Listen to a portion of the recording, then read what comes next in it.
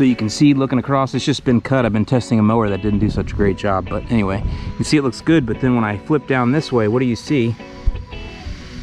Lots of brown stuff. Can you see in there? See all the brown in there? Look at that.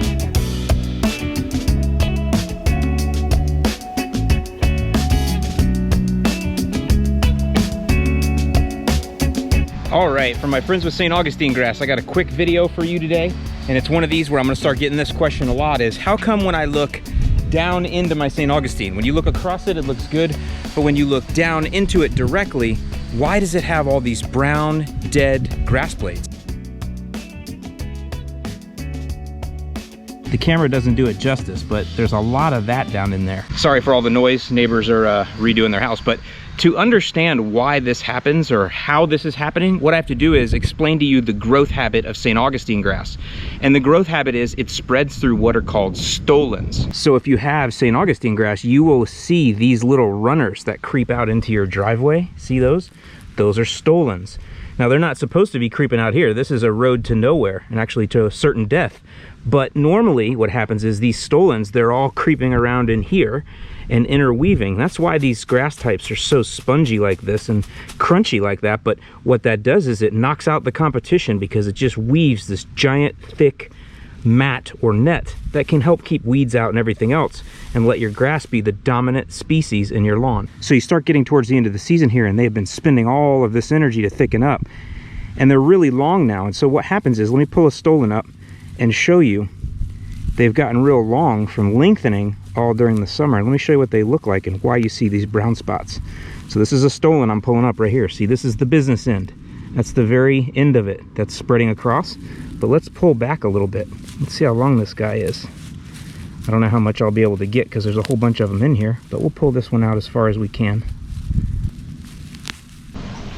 So this is a stolon right here, and you can see this is where it was at towards the base. So this is where you would be what would be called the mother plant down here, and then it's moved this way. Each of these is called a node. You can think of them kind of like knuckles, but each node pushes up new grass blades, and then of course those grass blades are there and they grab sunlight and they go through the process of photosynthesis, which creates sugars, which they send back down to the plant for more energy. And then the mother plant from down here grabs nutrients and water out of the soil, sends it through, and that helps these grass blades to grow. But then also a lot of the energy has to go in here into the business end so that this stolon can keep lengthening and taking more ground. So inevitably what happens is these nodes down here are older than this business end up here, possibly by several weeks. And so because of that, you'll get some of these grass, you'll get some of the blades that are sloughed off. It just happens with age. You can see here on this node here, let me get that for you. See how it's starting to slough off some of the growth on the sides there? So inevitably what happens when these back here start to slough off, you can see it leaves these dead blades of grass.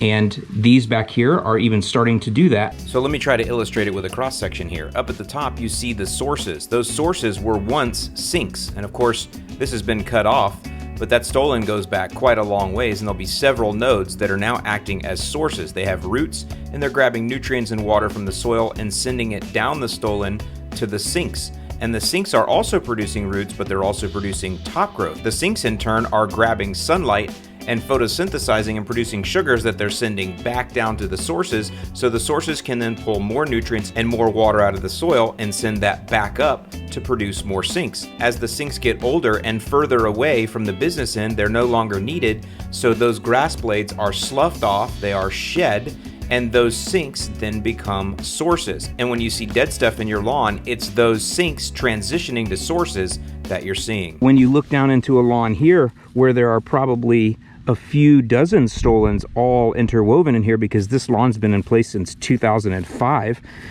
that's a lot of sloughing that you're seeing there. It doesn't mean the grass is dead at all. It just means a lot has sloughed off. Now the question always becomes, do I have to dethatch? And the answer is no. Just as I showed you all those nodes, imagine if you reached in here with a machine and you tried to grab in, you would be ripping all of these out with that machine.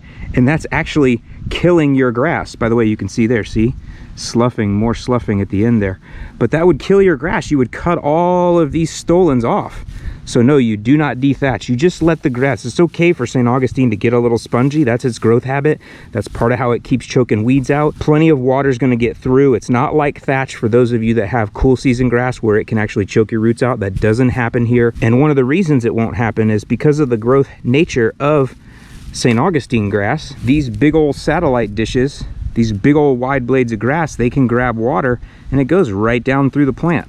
And it gets right down through the roots. So you don't have to really worry about any type of thatch blocking it, because these big, fat, beautiful grass blades are gonna grab plenty of water and draw it right down into the root system where it needs to be. Thatch won't block it. And by the way, not to make this video too long, but you'll notice a lot of our tropical plants are like that. That's what these giant elephant ears are for here. They catch water and they move it right down to the base of the plant, to the roots. Now, if you just can't stand to wait for that to break down on its own and you wanna get it to go faster, well then that's fine. You can use this product here. This is called Dethatch.